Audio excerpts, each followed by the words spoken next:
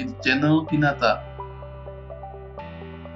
Modal saham merupakan jenis modal yang hanya terdapat di dalam perusahaan yang berbentuk perseroan terbatas, yang diperoleh dengan cara menerbitkan dan menempatkan saham-saham kepada pihak tertentu atau kepada masyarakat umum. Tingkat kepemilikan pemegang saham terhadap perusahaan tergantung seberapa besar bagian saham yang dikuasainya. Berikut saya akan memberikan simulasi terkait modal saham ini dan bagaimana cara menghitung komposisi kepemilikan saham dalam perusahaan. Harun dan Ahmad bersepakat mendirikan perusahaan startup digital di bidang layanan antar makanan, di mana Ahmad mempunyai keahlian IT dan Harun mempunyai kemampuan di dalam mengelola bisnis. Mereka berdua bersepakat mendirikan sebuah PT dengan menerbitkan modal saham sebanyak 100.000 lembar saham dengan nominal 1.000 per lembar sahamnya.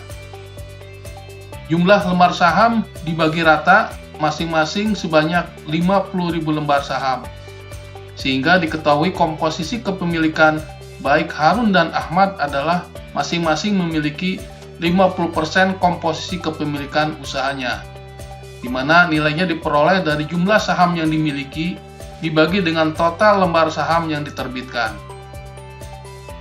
Setelah berjalannya perusahaan dan aplikasi digital pun sudah siap digunakan, perusahaan membutuhkan modal kerja sebesar 1 miliar rupiah untuk menjalankan kegiatan operasionalnya.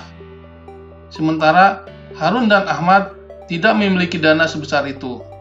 Untuk itu, keduanya bersepakat untuk mencari investor baru.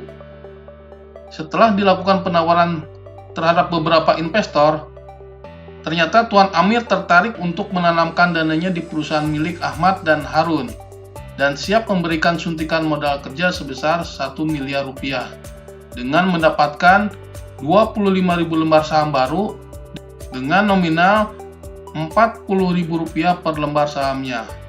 Sebagai konsekuensinya, porsi kepemilikan Ahmad dan Harun di perusahaan mengalami penurunan atau delusi. Bagaimana cara menghitung porsi komposisi kepemilikan perusahaan setelah adanya investor baru yang masuk?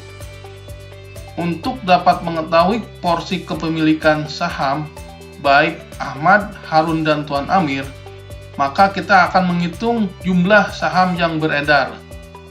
Jumlah saham yang beredarnya menjadi sebesar 125.000 lembar saham, di mana jumlah saham awal perusahaan berdiri sebesar 100.000 lembar saham ditambah dengan penerbitan jumlah lembar saham baru untuk investor baru sebesar 25.000 lembar saham, sehingga komposisi untuk Ahmad dan Harun yaitu sebanyak 50.000 lembar saham yang dimiliki dibagi dengan jumlah saham yang beredar sebanyak 125.000 lembar saham, maka komposisi kepemilikan Harun dan Ahmad mengalami penurunan menjadi sebesar 40%.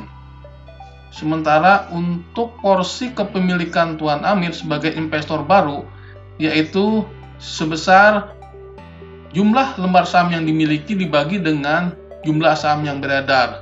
Jumlah saham yang dimiliki Tuan Amir yaitu sebesar 25.000 lembar saham dibagi dengan total lembar saham yang beredar sebanyak 125.000 lembar. Sehingga komposisi kepemilikan Tuan Amir di perusahaan yaitu sebesar 20%. Buat rekan-rekan, jangan lupa subscribe, like,